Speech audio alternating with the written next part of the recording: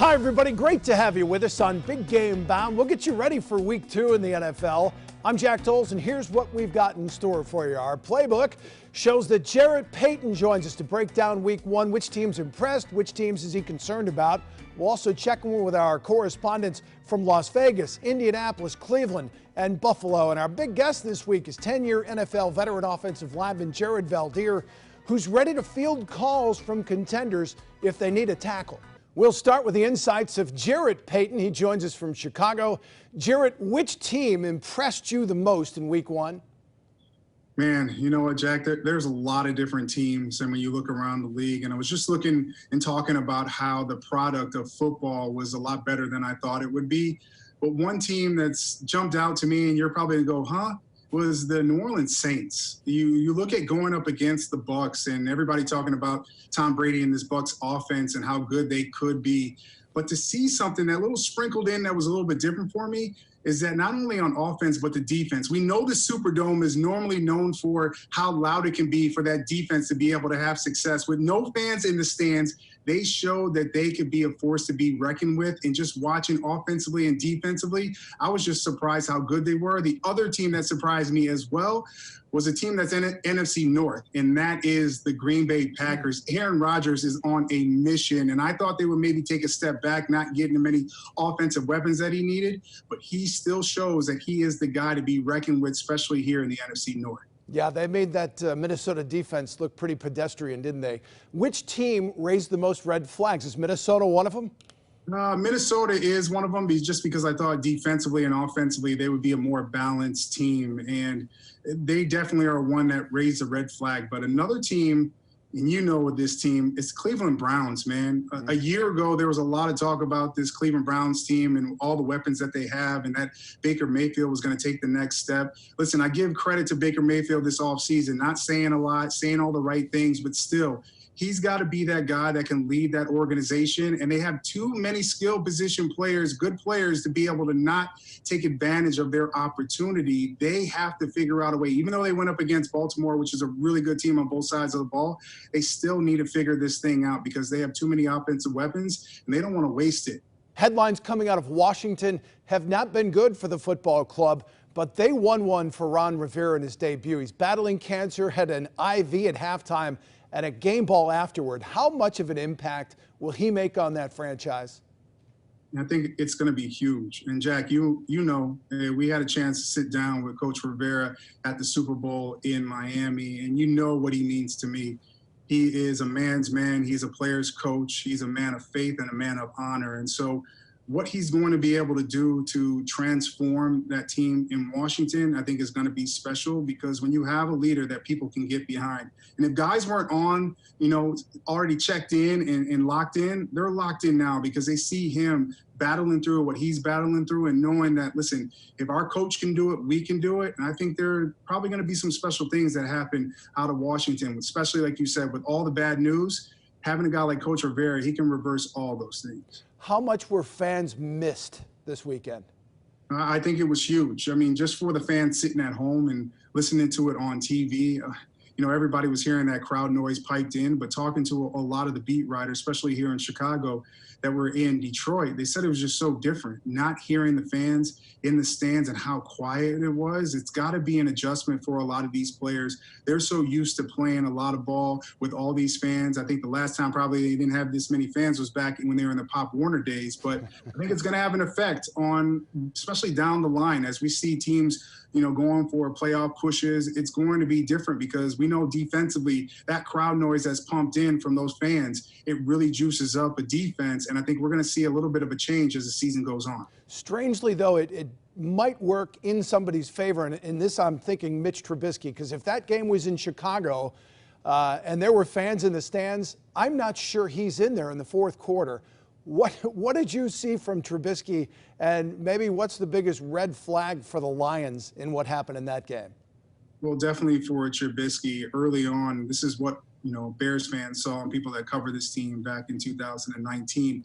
it was a slow start. And I can't put all the blame on him. Some of it's got to be on Matt Nagy as well, but they got to figure out a way to be able to get Trubisky going early on in games. And late in games in the fourth quarter, when you need him to step up, he throws 3 touchdown passes. This is something that we've seen out of him. What we do like is that the fact that he can roll out and get outside the pocket, make throws on the run. So, that no-huddle offense seems to be truly working for Mitchell Trubisky. Matt Nagy's got to find a way to be able to start it early on. For the Lions, defensively, injuries. Same thing that happened to them last year as well when Matthew Stafford got injured. They had some injuries. They started out good.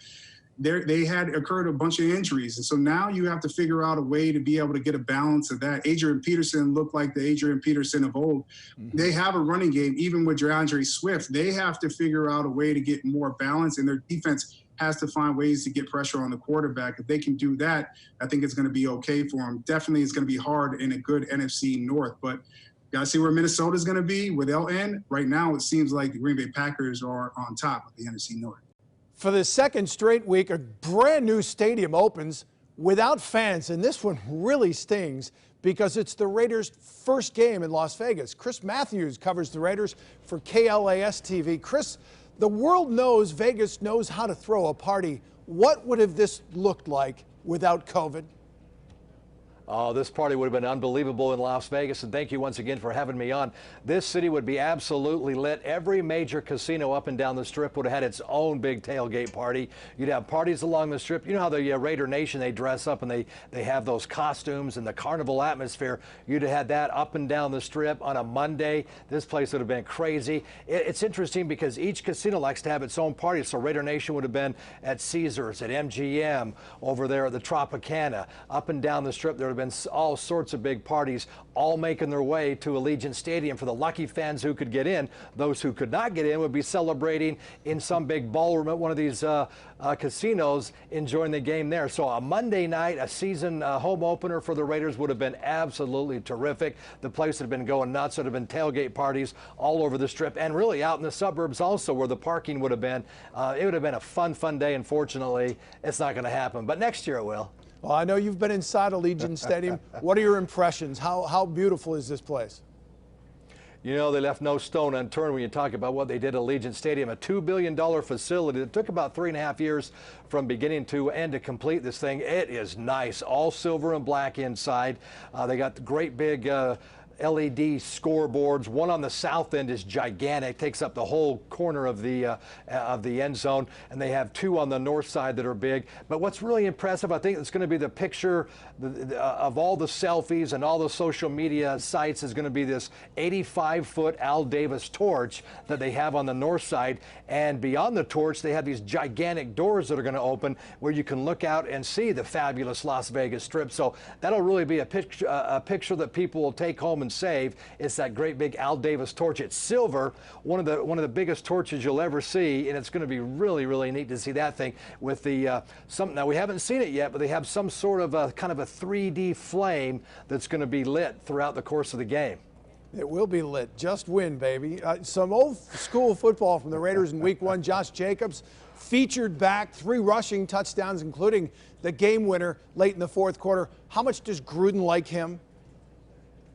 Oh, you know, the guy, he's old school. When you think of an old school football player, just his sophomore season, but he is a guy. I mean, he accounted for 48% of all the Raiders' touches this past week. That was #1 in the NFL, by the way. So he's the workhorse. As long as he can stay healthy, the Raiders certainly are looking for big things from Josh Jacobs. He got hurt last year and still probably should have won the NFL Offensive Rookie of the Year award, but he's expecting some big things and something new this year with Josh Jacobs. Not only is he running the ball on the ground, you mentioned the 3 rushing touchdowns, but he's also catching the ball, 4 catches for 46 yards in that win over Carolina. So he said he wants to have about 60 receptions over the course of the year. Well, he's on his way now. This guy is certainly a workhorse, a John Gruden type player, an old school guy like a Christian McCaffrey type player that's getting the job done for the Raiders here in just his 2nd year. All right, you got the Saints now. How big are they making this game?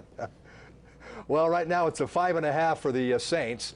So it's going to be an upset, certainly, if the Raiders can come back and win. Although I did read recently that of the new stadiums that have opened, Minneapolis, Atlanta, now with the Rams winning, that the last 3 teams that have opened up a stadium have won. So it's going to be a big tall order for the Raiders, but we'll see if that trend holds true. A new stadium opening here with the Raiders home opener against the Saints. It's going to be fun to see Drew Brees fling the ball around. We'll see what the defense can do.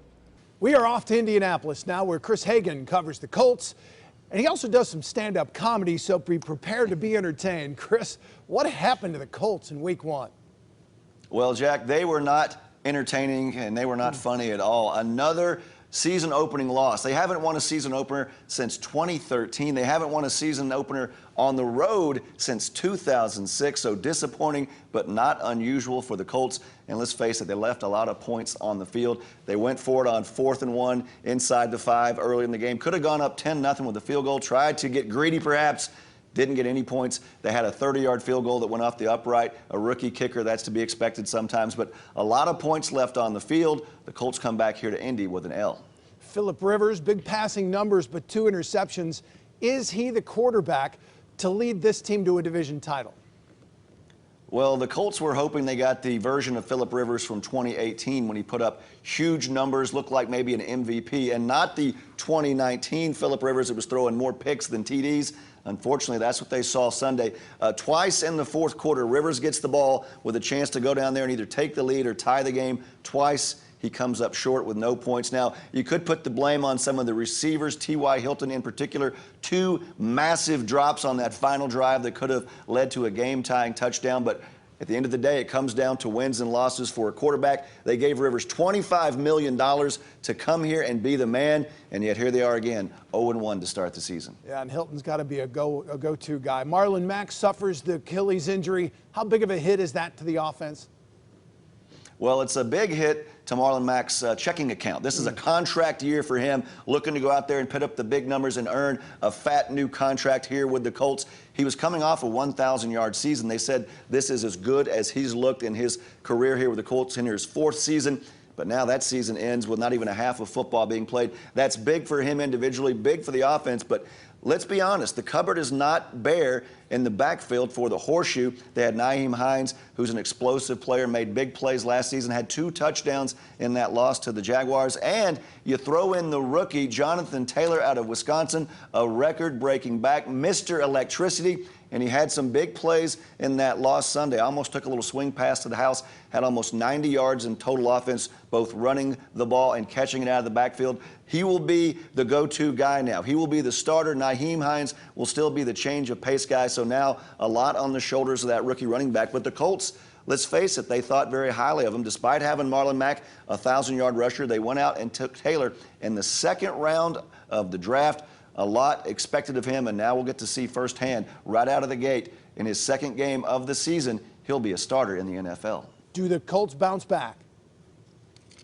Well, you know, they say the odds about being 1-1 and making the playoffs are a lot better than being 0-2. The Colts have done that before in Frank Reich's 1st season. They were able to bounce back and make a great run to the playoffs. But, yeah, you hate to say must win, Jack, here in Week 2, but both of these teams have playoff aspirations. They both are going to have their backs against the wall.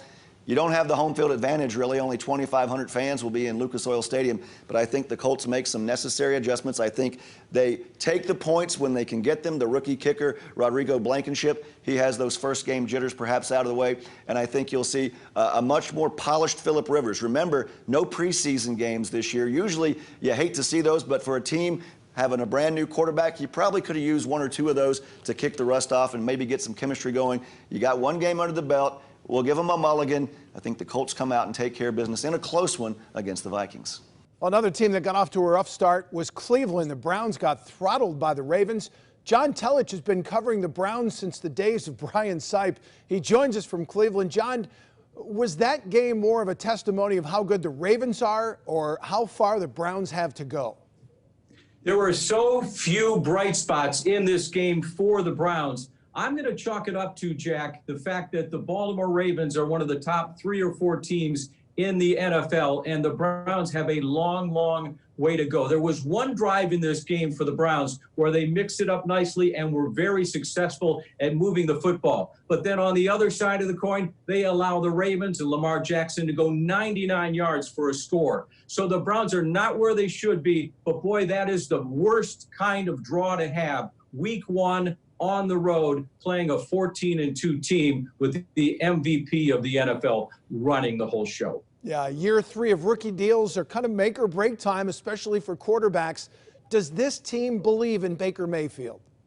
I think they still do, but it's a 15-game audition, if you will, Jack. I think we're at that point where there has been somewhat of a crisis of confidence for Baker. He has not recaptured basically what he had in Baltimore in his rookie season, the final game of the year, where he drove the ball up and down the field and was so confident, had that swagger. He does not have that swagger, and I think, Jack, in some instances, he's not trusting his reads. He's got to worry about getting the ball to OBJ. A lot of factors going in, but I think the rest of this year, watch very tightly whether or not this kid can grow, because if he does not, then there's going to be serious questions in Berea as to whether or not they continue with Baker Mayfield. All right, I know you touched on it already, John, but is there anything positive Kevin Stefanski can take away from that game?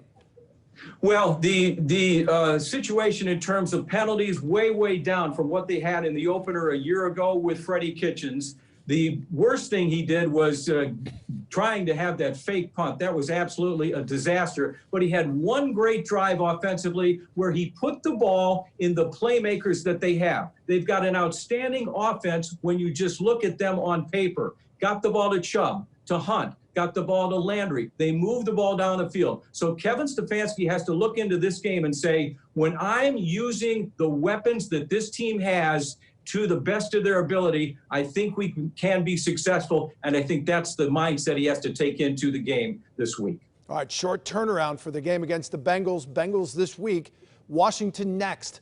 What does this season look like if they aren't 2-1? Well, I think when the season began, you figured they'd be 0-1 right out the chute. But you said if they're going to make a move to be more of like a 500 team or better, or even a playoff caliber team, they have to come out of this 2-1. So I say there's increased pressure, and also the fact that Baker's going up against Joe Burrow. And if Joe Burrow has a good game against the Browns defense and Baker struggles, that will heighten the pressure even more, Jack. One team that did impress in week 1 was Buffalo. Bills jumped out to a 21-0 lead, then held on to beat the Jets. Josh Reed joins us from Buffalo. How did the Bills Mafia, Josh, pass time without those infamous tailgates?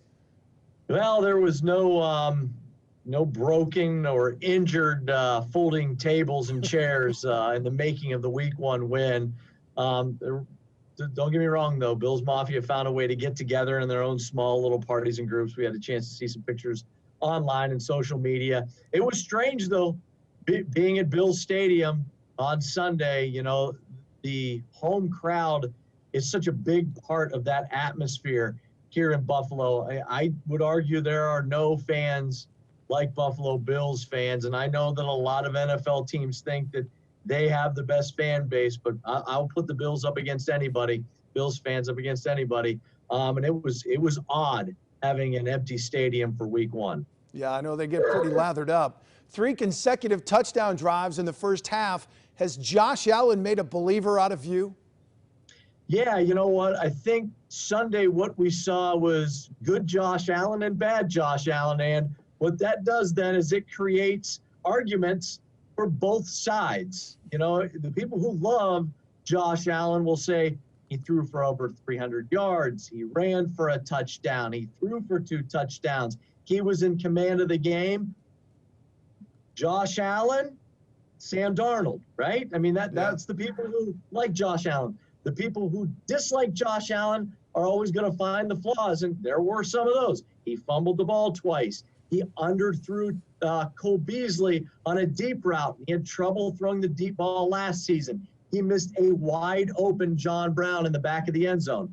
So were there some issues? Absolutely. Now, I will say this about the fumbles. You wonder how much of that had to do with no preseason games. Josh Allen hadn't been hit at all since last season, since the wild card game until they played the Jets on Sunday. Stephon Diggs, 8 catches in his Bills debut. How big of an addition is he to this offense? Enormous. I mean, it can't be overstated. I mean, he is just, not only is he the best receiver on the team, he makes everyone else better. There's a huge domino effect because now guys like John Brown are going up against the team's second cornerback. Cole Beasley is going up against the guy who's a little bit lesser in the secondary from the other team. And I tell you what, he makes it look really easy. And I was really shocked at the rhythm and the chemistry that Allen and Diggs have already, considering they didn't have any preseason games. That Bills defense held the Jets to 52 yards rushing, sacked Darnold 3 times. What impressed you most about this defense? How good can they be? Yeah, I mean, at the end of the day, Sean McDermott is the head coach. This team's going to hang their hat on the defensive side of the ball. Everybody wants to talk about offense because, let's face it, it's the NFL and everybody wants to talk about the offense. But defensively, the Bills were sensational last year. Expectations maybe even a little bit higher this year because you got guys like Ed Oliver coming into his second season. Expectations a little higher for him. Trent Murphy is a guy who really stood out to me. In his last 7 games, going back to last year, he has 7 sacks. He picked up 1 against the Jets. He took down Sam Darnold in week 1. I think Trent Murphy is a guy who is finally healthy. And if he's healthy and he can continue to put up that kind of pass rush, it really helps this defense. Mario Addison was an addition this past offseason. They signed him in free agency. He had a sack in his first game for the Bills. 3 sacks, that's really good. They need to continue to put pressure on the quarterback. Our guest this week is 10-year NFL veteran lineman Jarrett Veldheer. Played for the Raiders, the Cardinals, and last year with the Packers. Jarrett, I want to just talk about week 1. You've played in front of packed stadiums all over the place. How strange was it to watch those games with no fans in the crowd? Yeah, it was wild. It would have been very nice being an offensive lineman, having to go on the road in week 1 and being able to be on our audible snap count.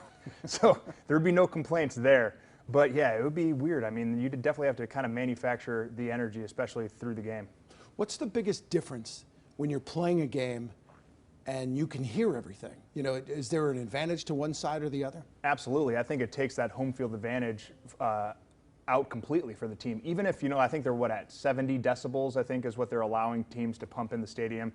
And apparently that's, you know, nowhere near the, 110 decibels that, it can get up to in games sometimes. And so you can hear the calls made next to you. You can hear the calls probably from the opposite tackle if he's telling, hey, I got someone coming off the edge blitzing, your guy could loop out. Communication's there like it would be in practice.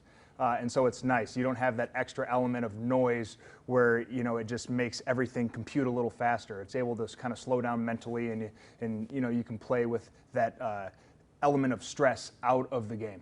Yeah. So you're, last year, same thing, where you didn't start on a roster. You were with the Patriots and then decided to retire. But then at the end of the year, you're with Green Bay. Do you still want to play? Do you still itch to be a part of a team? Yeah, no doubt. I'd like to keep going. I feel like I have my body back in a good place. And, I've been really focusing on that and had a lot of fun with Green Bay. And, it made me realize that there's still juice left in the tank and that, I'd still like to use that on the football field. The body is a science for you. I know you were a biology major at Hillsdale. How far do you take taking care of your body? What's the most important thing somebody of your size and what you've gone through can do?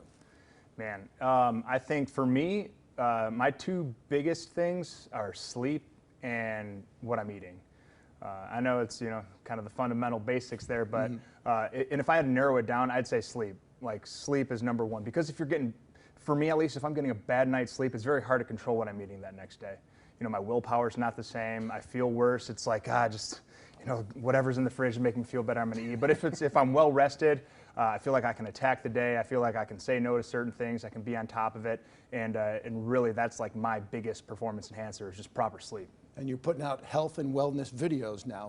Why did you get into that area of things? Yeah, so it was kind of like always a fascination of mine and kind of a side hobby really in the NFL was, man, how can I piece myself back together after basically deconstructing myself every Sunday? that became the biggest challenge, especially as I got older. You kind of fall apart, got to glue yourself back together, and you got to figure out what's the best way to do that. And so I've explored many different things, played around with a lot, and I feel like I have a pretty good base of knowledge built up on practical ways to better your health. And being back in Grand Rapids, being back home, I'd like to kind of get that message out there to some people who are interested to hear it. We've seen guys use cryogenic chambers. So what are some of your secrets? What are the things that you go to the most? So I am a big proponent of sauna use. I get that as hot as I can. I'll use it right after I'm done working out for some post-workout benefits. I'll use it at nighttime. It helps with the sleep. Another thing that I've been doing a lot is red light therapy, which has some really great benefits. If anybody wants to explore those benefits, just Google red light therapy. There's a bunch of really, really good scientific studies out there that point to a lot of good benefits, and it's been very well studied, but now it's starting to come about in consumer devices. And it kind of caught fire with first with kind of the dermatology world with collagen production, because part of that red light spectrum builds back collagen, and those benefits also carry over into some of the performance aspects as well. And because I'm not so concerned about my collagen and my look. Maybe that'll be great later in life, not have wrinkles, crow's feet, all that good stuff. But for me, it's all about performing at my best, and it helps me do that. It definitely helps with any kind of arthritis, pain management. That's big. If you can feel good during the day and be free of any pain, that's good living. And especially after a decade playing in the trenches, I consider that a huge win, and so that helps me live that way. Kenny White is the Wizard of Odds. He's an odds maker, sports market analyst. You can see him on CBS Sportsline. He's also the author and publisher of Kenny White's College Sports Power Ratings. You can get it in a PDF or 3-hole binder. He predicts the final score of every college football game, basically telling you what odds are and what they should be for every game. He joins us now from Vegas to talk some NFL. Kenny, I know there's always those games where a late score ruins somebody's day. What was the game that had people throwing their cell phones at their television? Boy, that's really interesting. I guess maybe the Denver fans, anybody that had Bronco money line, a late second field goal, looked like the clock was mismanaged by Vic Fangio. But boy, there was so many great games, a lot of high scoring games. I was really shocked. I think it was the tackling that was behind the offenses, where I thought it might have been the other way around coming into week 1, but I was wrong on that point. All right, which game is drawing the most interest here in week 2 from the Sharks? There's quite a few, Jack, and it's all what we've seen lately. We're seeing money coming in on the Rams. It's against the Eagles. The Eagles lost to Washington, and the Rams beat the Cowboys. Everybody remembers that. The Eagles opened a 3.5-point favorite.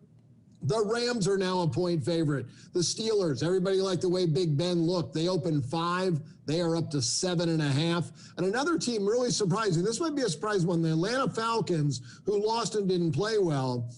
They're playing at Dallas, playing the Cowboys. Cowboys opened 7.5. This line is down to 4.5. I think you may see that line go up a little bit more later on the week. Another two, they like the Bills and the Chiefs this weekend, are two big professional plays this week. Kenny, I want to ask you a couple of questions here. You have done some odds making in your time, and I've always wondered what goes into setting a line, and how in the world do they get it right so often? That's a great question. Well, it's a lot of number crunching, and it's all about power ratings, the strength of each team, comparing those ratings, and then adjusting the ratings after each game is played. And also, you got to be very careful of how the money comes in, who the general public's betting, who are the professionals betting, who are the hot teams. So a team like Kansas City, a team like Baltimore, they're going to be overinflated at least a point and a half, because we know every single week the money is going to come on those two teams. Maybe the Saints now are going to be one of those after they beat the Tampa Bay Buccaneers this past weekend. They'll be another public favorite. Is there a certain methodology to setting the line, or are these math majors from MIT that do this? No, not at all. A lot of smart guys, though, there are in the industry, and you got to be a numbers person. But power ratings can be formed before the beginning of the season, and you can start with last year's ratings that you adjusted all year long, and you have a pretty good feel for that team. And then you adjust to the personnel that's coming back, the personnel that may have left, addition by subtractions in some cases. But you try to get as close as you possibly can to a good feel of how good you think that team is. and then you start making your numbers and you start adjusting game in and game out. The wise guys really set the line. We start with a number of 7. If the wise guys come in and take the 7, it's going to 6, could go to 5.5, could go to 4.5. So the wise guys thought it should have been a lot lower. The money is what really rules the roost. They set the number in the long run. And that closing line is what I really go off of when I'm adjusting my power ratings before the game is played, and then I'll readjust after the game's played. Which teams got your attention this week? I'm going to be looking at some teams that are, maybe a little off the radar that people don't like. The Denver Broncos are in Pittsburgh. I think it could be a letdown for the Steelers after winning a Monday night game, and Denver lost. 7.5 points is a lot of points, I think, in that case. Another one's the Detroit Lions. They lost a really tough one. They should have beaten the Chicago Bears. They're playing Green Bay, who had a terrific week 1 against Minnesota. Now, these are games I will wait because I know the general public is going to be on Pittsburgh, and they're going to bet it up, and they're going to be on Green Bay. They're going to bet that up. But I think Detroit will bounce back. And both those teams, Denver and Detroit, plus points this weekend, plus more than a touchdown, I think they'll be in the game, and they'll be close. And each one, I think, even may have a chance to win the game. That'll do it for this week's Big Game Bound. We'll be back again in week 3, and something tells me we'll be talking about that Ravens-Chiefs matchup that'll headline the schedule. Big thanks to Jarrett Payton, Chris Hagan, Chris Matthews, John Telich, and Josh Reed, our guests Jared Veldheer and Kenny White, and our producer Spencer Wheelock and the crew here in Grand Rapids. Thanks to all of them. I'm Jack Doles. Be safe, and don't forget to set your fantasy football lineups.